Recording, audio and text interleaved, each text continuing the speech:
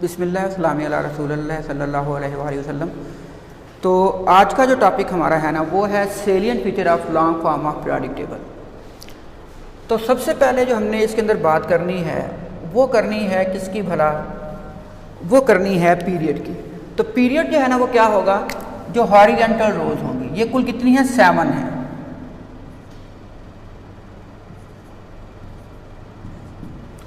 तो हम कहेंगे 7 हॉरिजॉन्टल रोज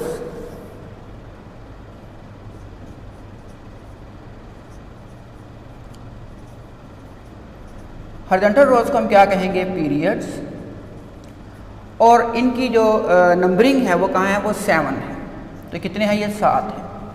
जैसे ये है 1 2 इधर 3 फिर 4 5 6 7। पिछले टॉपिक में भी मैंने कहा था कि ये सब असमवातीन तबाका की तरह है। नंबर 2, अगर हम देखें फर्स्ट पीरियड में, तो फर्स्ट पीरियड में कितने एलिमेंट हमें नजर आ रहे हैं, फर्स्ट पीरियड में 2 एलिमेंट होंगे। तो हम कह सकते हैं कि फर्स्ट पीरियड जो है इसमें 2 एलिमेंट है। कौन कौन से एलिमेंट है 2? वो होंगे हाइड्रोजन और हीलियम। सेकेंड और थर्ड पीरियड के अंदर एलिमेंट्स जो होंगे वो 8 एलिमेंट ईच का मतलब ये है कि सेकंड पीरियड में भी क्या होंगे, 8 एलिमेंट होंगे, थर्ड पीरियड में भी क्या होंगे, 8 एलिमेंट होंगे। जैसे यहाँ पर अगर देखें 1 2 3 4 5 6 7 8, इस तरह अगर थर्ड पीरियड होगा उसके अंदर भी कितने होंगे, 8 एलिमेंट। फोर्थ और फिफ्थ जो पीरियड है इसमें होंगे 18 एलिमेंट्स ईच।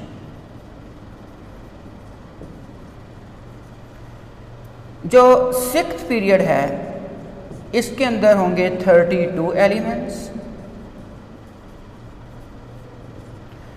सेवंथ पीरियड जो है इसमें भी कितने होने चाहिए, 32 एलिमेंट्स।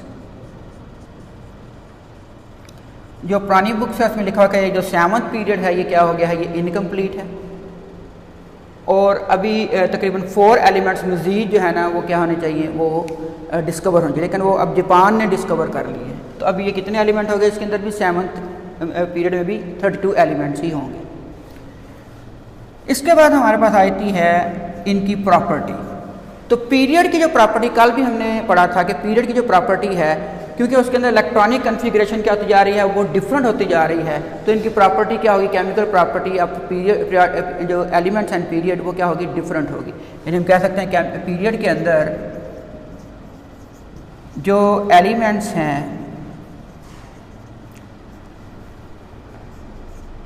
इनकी केमिकल प्रॉपर्टी वो क्या होगी, वो डिफरेंट होगी। अब बात आ जाती है किसकी, ग्रुप की। तो ग्रुप हमारे पास जो है ना वो कितने हैं, 1 2 3 4 5 6 7 8 9 10 11 12 13 14 15 16 17 18 और 18 होंगे। तो वर्टिकल कॉलम जो है, वर्टिकल कॉलम ये हमारे पास क्या कहलाएंगे, ग्रुप्स। और ग्रुप्स की तादाद कितनी है, वो है 18। अब क्या है कि ये जो ग्रुप के अंदर एलिमेंट्स हैं उनकी केमिकल प्रॉपर्टी, हर ग्रुप की केमिकल प्रॉपर्टी वो क्या होगी, वो सिमिलर होगी, क्योंकि उनकी लास्ट शेल की इलेक्ट्रॉनिक कन्फिग्रेशन क्या होगी, वो सिमिलर। जैसे इसकी लास्ट शेल की इलेक्ट्रॉनिक कन्फिग्रेशन जो है सब शेल की P1 है, इसकी P2 है, P3 P4 P5 और P6। इसकी सबकी क्या होगी, S1 होगी, इसकी क्या होगी, S2 होगी। तो जितना हमारे पास ग्रुप के अंदर क्योंकि इलेक्ट्रॉनिक कन्फिग्रेशन सिमिलर होगी तो उसी लिहाज से उनकी केमिकल प्रॉपर्टीज भी क्या होंगी, सिमिलर होंगी। दूसरी बात जो है वो ये है कि हमने पीरियोडिक टेबल को 4 ब्लॉक्स में तकसीम किया है। तो इसके अंदर कितने ब्लॉक्स हैं, 4 ब्लॉक्स हैं। कौन कौन सा है, S block, P block, D block और F ब्लॉक। S और P ब्लॉक के एलिमेंट जो है ना ये क्या है, नॉर्मल। और डी और एफ के जो है ना ये कहलाते हैं ट्रांजिशन। तो अब बात है कि ये ब्लॉक क्या चीज़ है। ब्लॉक जो है ना ये क्या है कि ये हमें बताता है कि जो लास्ट शेल है उसके सब शेल की इलेक्ट्रॉनिक कन्फिग्रेशन जो है वो क्या होगी, सिमिलर होगी। तो हम कहेंगे ये एलिमेंट जो है ये क्या बनाएंगे, ब्लॉक बनाएंगे। यानी कि हम कह सकते हैं कि वैलेंस शेल जो है, यानी कि subshell of valence shell, subshell of valence shell जो है इज, ये क्या होगा, सिमिलर होगा। तो ये जो सब शेल वाले जितने सब शेल का वैलेंस शेल सिमिलर होगा ये क्या बनाएंगे, ये ब्लॉक बनाएंगे। मिसाल के तौर पे यहां पे अगर देखें तो ग्रुप 1 और 2, ग्रुप 1 और ग्रुप नंबर कौन सा, 2।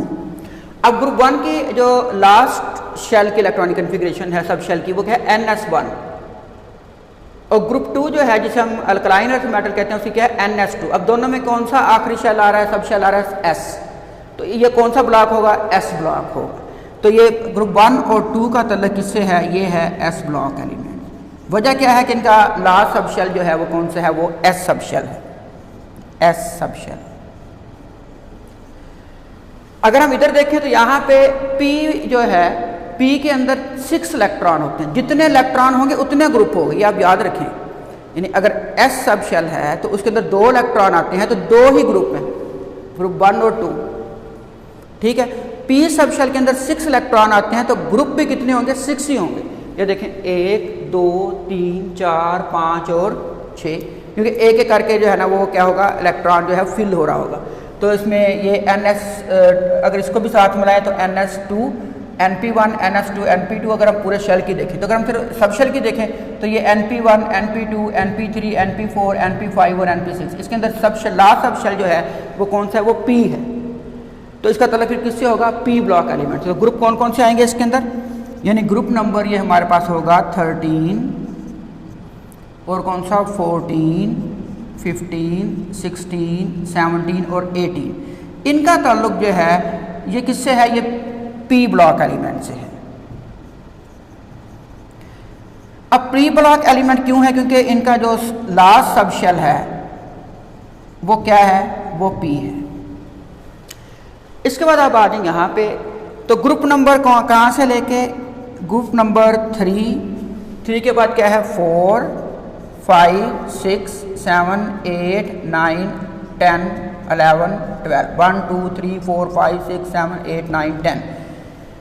अब D ब्लॉक जो है, D में कितने एलिमेंट कितने इलेक्ट्रॉन आते हैं, आप जानते हैं कि D के अंदर आते हैं 10 इलेक्ट्रॉन। तो ग्रुप भी कितने होंगे, 10 होंगे। तो ये याद रखें, जितने की सब शेल के अंदर इलेक्ट्रॉन आते हैं उतने उसके क्या होंगे, वो ग्रुप होंगे। तो D के अंदर जो है ना 10 इलेक्ट्रॉन आते हैं, इससे ग्रुप भी कितने हैं, 10 1 2 3 4 5 6 7 8 9 10, 3 से लेकर 12 तक। तो ये हमारे पास क्या कहलाएगा, ये कहलाएगा D ब्लॉक एलिमेंट, क्योंकि इनका जो शेल कंप्लीट हो रहा होगा वो कौन सा होगा, वो D सब शेल होगा। ये कंप्लीशन में होगा। और ये कहलाएगा पेनल्टीमेट।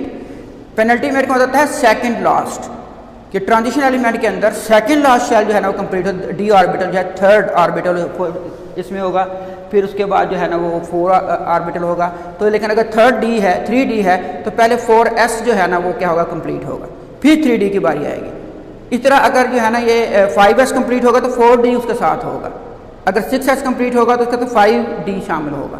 तो इसका मतलब एक शेल पीछे होगा, तो इसलिए हम कहते हैं पेनल्टीमेट। तो ये सेकंड लास्ट शेल जो है ये क्या हो रहा होगा, ये कंप्लीशन में होगा, ये D सब शेल कहलाएगा। और इसका ब्लॉक को क्या कहेंगे, D ब्लॉक एलिमेंट कहेंगे। अब हमारे पास जाएगी लैंथेनाइड और एक्टिनाइड सीरीज। लैंथेनाइड और एक्टिनाइड सीरीज को हम क्या कहते हैं, F ब्लॉक एलिमेंट। अब मैं कहूँ कि इनके अंदर कितने ग्रुप्स बनेंगे, तो आप कहेंगे F के अंदर तो 14 इलेक्ट्रॉन होते हैं, तो 14 ग्रुप्स ही बनेंगे। तो इसके अंदर कितने होंगे, 14 होंगे, क्योंकि F के अंदर क्या है 14 इलेक्ट्रॉन आते हैं। तो लैंथेनाइड और एक्टिनाइड सीरीज जो होंगी ये हमारे पास क्या कराएंगी, F ब्लॉक एलिमेंट कहलाएंगी। ये 2 शेल्स पीछे होंगे, यानी कि अगर हम कहें कि यहाँ पे 7s है तो 7s के पीछे जो है वो हमारे पास क्या होगा, वो 6D होगा।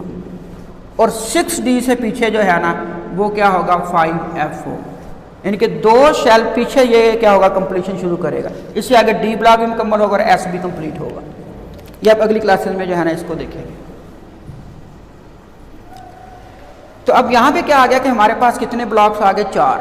S ब्लॉक जो है उसे S ब्लॉक क्यों कह रहे हैं कि उसका लास्ट शेल क्या है, सब शेल क्या है S है। P को क्यों कह रहे हैं P ब्लॉक को क्योंकि उसका लास्ट सब शेल क्या है वो P है। D ब्लॉक को D ब्लॉक क्यों कह रहे हैं कि उसके अंदर D orbital is going to complete, ये लास्ट नहीं है, ये D ऑर्बिटल के अंदर क्या हो रहा है कंप्लीट हो रहा है। और F ब्लॉक वाले को हम F ब्लॉक एलिमेंट क्यों कह रहे हैं कि इसके अंदर F ऑर्बिटल जो है वो क्या हो रहा है गोइंग टू कंप्लीट है। तो ये था आज का लेक्चर। तो अगर आपने ये बुक से भी देखना है ब्लॉक और सेलिएंट फीचर पहले भी आपने ये पढ़ा हुआ है, तो अगर किसी चीज़ की समझ ना आए तो आप मुझसे पूछ लें, जो अपने रेलिवेंट जो टीचर है उनसे आप रब्ता कायम कर लें, ठीक है। फिर दोबारा हमने ये पढ़ना है क्योंकि आगे फिर हम पीरियड पढ़ेंगे तो फिर दोबारा इसको पढ़ेंगे। हमने मेरा 3-4 दफ़ा जो है ना पीरियोडिक टेबल को पढ़ लेना है। तो इसलिए ये बातें जो इसकी मेन है ये तो हमें वैसे ही आ जानी चाहिए, ठीक है। तो अब आप लोगों ने जो क्या करना है इसके बारे में तैयारी करनी है, इसको एक दफ़ा बुक से रीड लाजमी करें, ठीक है। और कुछ अगर रह गया तो उसको आप मुझसे पूछ सकते हैं। Thank you.